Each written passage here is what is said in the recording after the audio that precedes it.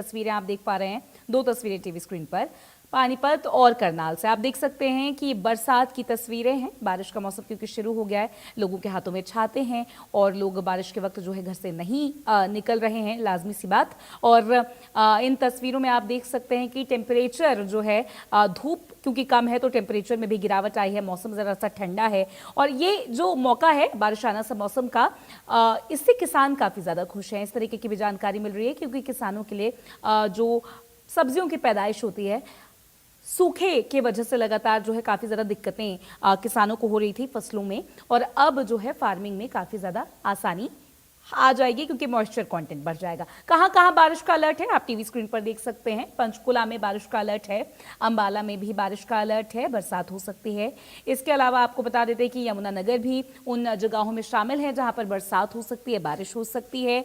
महेंद्रगढ़ जहां पे मानसून का असर देखने को मिलेगा, काफ़ी ज़्यादा बारिश होगी। रेवाड़ी में बारिश हो सकती है। टीवी स्क्रीन पर आप ये ग्राफिक्स लगातार देख रहे हैं, नाम जगहों के। नूह में बारिश हो सकती है, पलवल में बारिश होगी और भारी बारिश को लेकर यहां पर कई सारी जानकारियां। हमारे सहयोगी महेंद्र सिंह हमारे साथ लगातार बने हुए हैं करनाल से।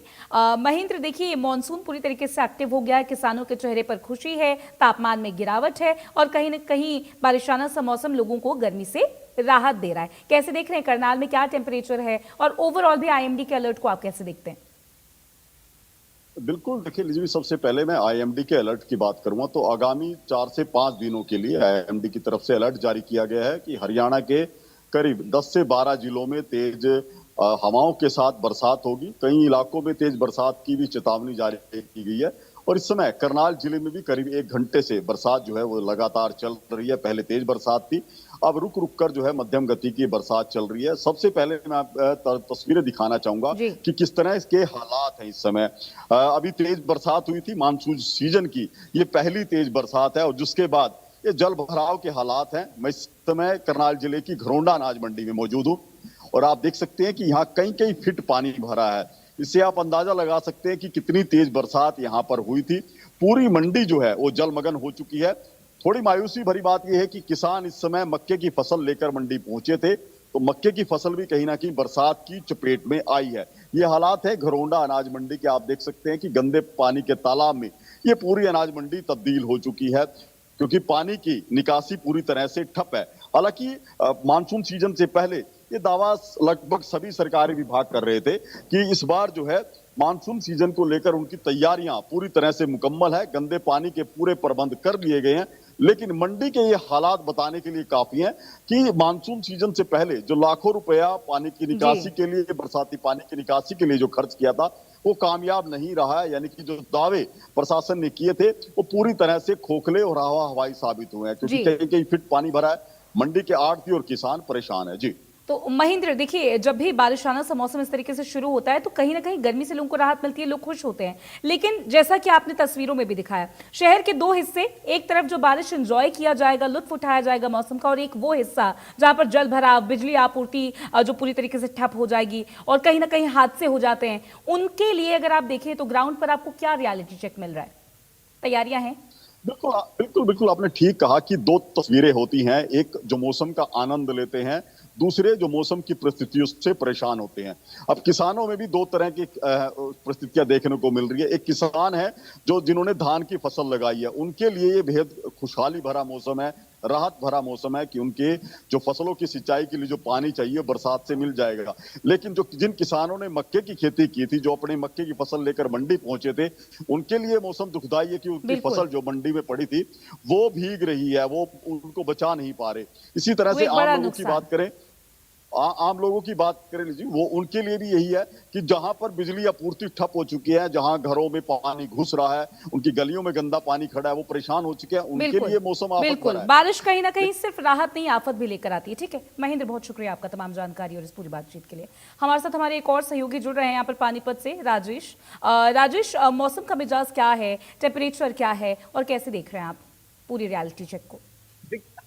देखिए लिखी, जैसे ही जुलाई शुरू हुई थी तो 1 जुलाई से मौसम परिवर्तनशील बना हुआ था। 4 से 5 जुलाई तक मानसून ने पूर्ण तरीके से एंट्री हरियाणा में कर ली थी और आज जो बारिश हुई है सुबह से ही, लगभग 1 घंटे की बारिश के बाद थोड़ा रुकी, फिर उसके बाद फिर से अब बरसात शुरू हो चुकी है। जगह जगह जल भराव की स्थिति है और आपको बता दें कि 40 से 50 किलोमीटर प्रति घंटे की हवा चली थी और उसके साथ साथ जो बारिश हुई थी, कहीं ना कहीं से लोगों को राहत मिली है, गर्मी से निजात मिली। अगर तापमान की बात की जाए तो न्यूनतम तापमान जो है, रात का जो तापमान है वो 35 डिग्री दर्ज किया गया था। वहीं अगर दिन के तापमान की बात की जाए तो अधिकतम तापमान 32 डिग्री सेल्सियस अब दर्ज किया गया है। यानी कि जो टेम्परेचर जून महीने में 43 डिग्री के करीब पहुंच गया था, उसमें लगभग 12 डिग्री सेल्सियस तक की गिरावट दर्ज की गई है। लोगों को राहत है, पर किसानों के लिए भी यह बारिश जो है फायदेमंद होने वाली है। उन किसानों के लिए नुकसानदेह बरसात हो सकती है जहां इस समय मक्का की और मूंग की दाल जो है वो मंडियों में पड़ी है, क्योंकि जल भराव की स्थिति हो रही है। और आपको बता दें कि जितनी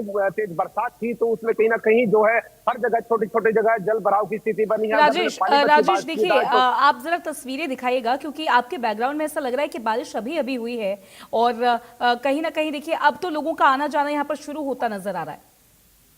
देखिए लिच्छवी, बरसात हुई थी, आप देख सकते हैं कि आप मेरे पीछे देख सकते हैं, बरसात के बाद आवाजाही शुरू हुई थी, फिर बरसात अब शुरू हो चुकी है। आपको मैं दिखा दूं कि किस तरह बरसात फिर से शुरू हो चुकी है। और जो सुबह बरसात हुई थी, यानी कि 1 घंटे की लगातार बरसात ने प्रशासन के दावों की खोल खोल कर रख दी है। जगह जगह जल भराव है, क्योंकि 31 जून तक जो है लोगों को जो प्रशासन ने अधिकारियों को निर्देश दिए थे कि जो अपना सीवरेज का काम है या तटबंध का काम है वो लगातार पूर्ण रूप से हो जाना चाहिए। पर अब देखा यह जा रहा है कि जगह जगह जल भराव हो रहा है, कहीं भी जो है पानी की निकासी सही तरीके से नहीं है। वहीं दूसरी ओर अगर पानीपत के क्षेत्रफल की बात करें तो किलानुमा क्षेत्रफल है, तो नेशनल हाईवे 44 पर सारा पानी जमा हो जाता है, जिसके कारण एक बड़े जाम की स्थिति 1 घंटे की बरसात में बन जाती है।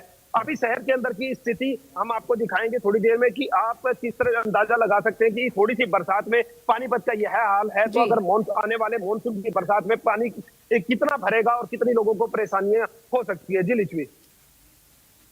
ठीक है, बहुत शुक्रिया आपका राजेश, तमाम जानकारी और इस पूरी बातचीत के लिए। तो देखिए, मानसून दस्तक दे चुका है, जैसा कि हमारे सहयोगी भी बता रहे थे। कभी भी हथिनीकुंड बैराज के फ्लड गेट खुल सकते हैं। इसे लेकर क्या है मैनेजमेंट, कितने क्यूसेक पानी पर खुलते ही फ्लड गेट? पिछले साल टापू कमालपुर पोबरी में भी पानी आबादी के नजदीक पहुंच गया था, जिसे लेकर क्या तैयारियां इस बार हैं, इरिगेशन, इसको लेकर आपको बताते हैं जानकारी।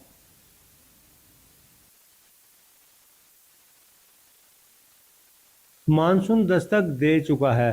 बात करें हथिनीकुंड बैराज की, क्योंकि जब भी मानसून का सीजन आता है तो हथिनीकुंड बैराज ही एक है जहां से कंट्रोल होता है। जब 1 लाख क्यूसेक तक पानी आता है तो नहरें बंद, फ्लड गेट खुल जाते हैं। किस तरह की मैकेनिज्म है, हमारे साथ मौजूद है superintending engineer Parveen Gupta ji. Sir, आपका इंडियन न्यूज हरियाणा में स्वागत है। धन्यवाद जी। सर, थोड़ा सा बताएं हथिनीकुंड बैराज कैसे काम करता है। हथिनीकुंड बैराज पे जैसे 1 लाख क्यूसेक तक पानी जितना भी रहता है तो हम अपनी नहरें चलाते हैं, जिसकी कैपेसिटी भी 19,000 के आसपास है। इसके आगे रिमॉडलिंग होकर 24,000 क्यूसेक तक हम करेंगे इनको, ताकि 24,000 तक पानी करके हम नहरों में ले सकें। पर जब 1 लाख क्यूसेक तक के बाद अगर 1 लाख क्यूसेक पानी आ जाता है तो हम नहरें अपनी बंद कर देते हैं, क्योंकि हम इसको लो फ्लड मानते हैं। और 2.5 लाख क्यूसेक को हम हाई फ्लड मानते हैं। 2.5 लाख क्यूसेक के बाद हाई फ्लड डिक्लेयर कर दिया जाता है और इसी प्रकार सभी जगह इन्फॉर्मेशन इसकी भेज दी जाती है। सर, क्योंकि जब भी फ्लड आता है तो कुछ ना कुछ मिनरल्स ले आता है। कहा जाए तो कुदरत की एक नियामत भी होती है, माइनिंग है, पूरा साल चलती है, जिससे सरकार को करोड़ों रुपए का रेवेन्यू भी मिलता है। और ये जो पानी आता है ये नुकसान ना करे, बाकी अन्य जिलों में कैसे सेफ्टी से क्रॉस कराएंगे सर? जैसे कि हमें इस नदी का एक रिवर को कोर्स बना हुआ है, उसी में चलती रहे। कहीं कहीं जहाँ कटाव वगैरह होते हैं या कहीं गाँव के नज़दीक आ जाता है, हम वहाँ फ्लड वर्क्स भी करते हैं ताकि गाँव को कोई खतरा ना हो। धन्यवाद सर। ये थे हमारे साथ परवीन गुप्ता जी, जो सुपरिटेंडेंट इंजीनियर हैं यमुनानगर के। इन्होंने बड़े विस्तार से